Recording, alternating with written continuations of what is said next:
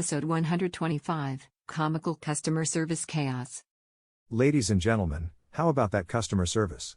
It's like a never-ending roller coaster ride with more loops and twists than a tangled slinky. I've had my fair share of experiences, and let me tell you, they should offer customer service training as an extreme sport. First off, you call their hotline, and what do you get? Elevator music. Oh yeah, because nothing gets me in the mood for problem solving like a little Kenny G in the background. It's like they want you to hang up and start a one-man kazoo band out of frustration. But let's say you manage to stay on the line. Finally, a human voice. You eagerly explain your issue, and they respond with the classic line, "I'm sorry, sir, that's not my department." Seriously? You mean to tell me I've been on hold longer than the average lifespan of a fruit fly, only to be transferred to someone who's about as helpful as a one-legged man in a butt-kicking contest? And don't even get me started on their hold feature. It's like they're secretly testing your patience for the Guinness World Record. You wait and wait, all while being serenaded by a pre-recorded voice saying, "Your call is important to us." Oh, it's important, huh? Then why do I feel like I'm auditioning for a part in the world's slowest play? But here's the kicker, folks. After all that waiting, you finally get to speak to a real-life person, and they have no idea how to solve your problem. They start giving you advice that makes about as much sense as a giraffe doing ballet. Have you tried turning it off and on again? Really? I'm pretty sure I've mastered that step. Do they think I've been living under a rock, surviving solely on disco-era technology? And don't even think about asking for a supervisor. Oh no, that's like pulling the pin on a live grenade. Suddenly, you're in the on-hold purgatory all over again, praying that this time, they'll actually find someone who knows what they're doing. It's like a game of Russian roulette, except instead of bullets, you have an endless loop of Vivaldi's Four Seasons to keep you company. But you know what? Despite all the frustrations, I've come to realize that dealing with customer service can be a valuable life lesson. It teaches you patience, resilience, and the incredible art of expressing anger without using any profanity, well, most of the time. So, let's give it up for customer service representatives who battle through the chaos every day, because without them, we'd probably be stuck in the Stone Age, arguing with our pet rocks. In conclusion, customer service is like a game of Where's Waldo, except you're not searching for a striped shirt-wearing guy in a crowd. You're searching for someone who actually knows how to fix your problem. And when you finally find them, it feels like you've won the lottery, minus the millions of dollars.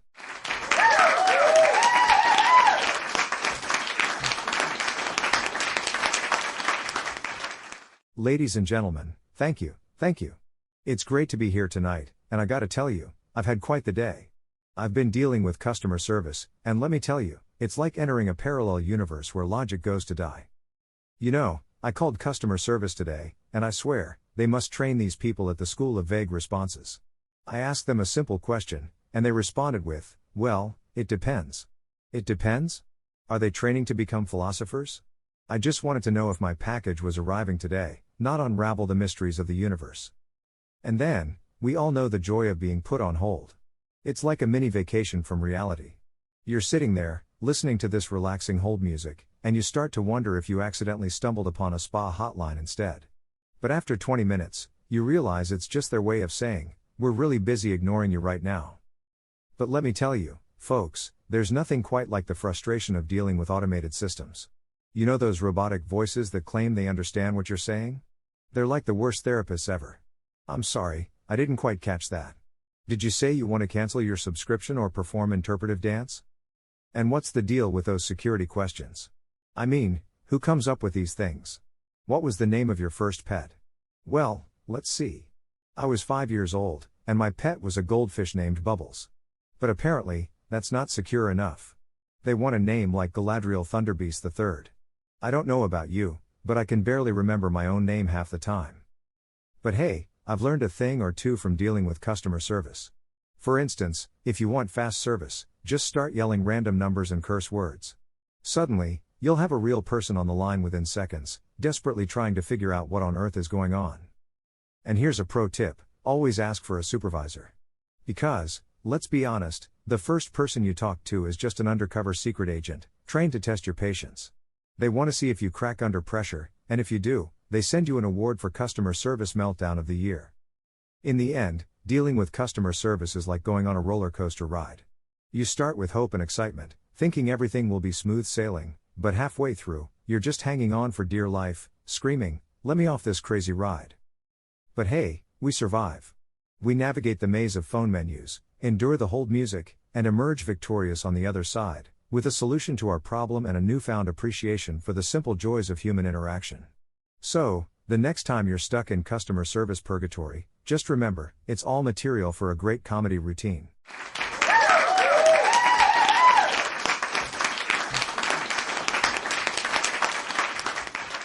Now, I don't know about you, but whenever I think of customer service, I can't help but conjure up images of long waits, automated voices, and the never-ending hold music that could drive anyone to question their sanity. It's a wild world out there, my friends. You know, it's funny how customer service calls always seem to come at the most inconvenient times. You're either in the middle of an important meeting, on a date with your significant other, or trying to enjoy a quiet evening at home. But no, the universe has other plans. Suddenly, your phone rings, and it's like an alarm clock for frustration. And let's talk about those automated voice systems, shall we?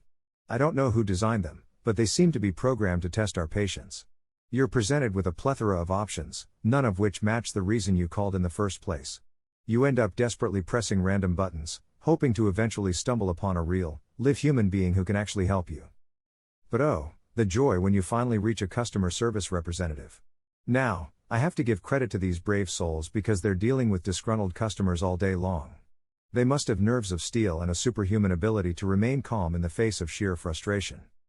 It's like a cosmic law that whenever you're on the phone with customer service, you're bound to experience a technological disaster. You're explaining your issue, and suddenly, you're put on hold. But instead of silence or hold music, you get bombarded by a medley of static, echoing voices, and strange noises that sound like a remix of a robot dance party gone wrong. At that point, you start questioning if you're stuck in an alternate dimension where chaos reigns supreme. And let's not forget the joy of being transferred from one department to another, only to end up back where you started. It's like going on a wild goose chase, but the goose has a PhD in avoiding you. You begin to wonder if the customer service reps are secretly playing a game of how many transfers can we subject this poor soul to before they give up? But amidst all the chaos and frustration, there are those rare moments of customer service brilliance. When you come across that one representative who genuinely understands your problem and goes above and beyond to help you, it's like finding a pot of gold at the end of a never-ending phone call rainbow. You want to hug them through the phone, give them a standing ovation, and write a heartfelt thank you note to their manager. So, my friends, the next time you find yourself navigating the treacherous waters of customer service, remember to take a deep breath, have a sense of humor, and know that you're not alone in this comical struggle. And who knows, maybe someday we'll have robots with impeccable comedic timing answering our calls, and customer service will become a stand-up comedy show in itself.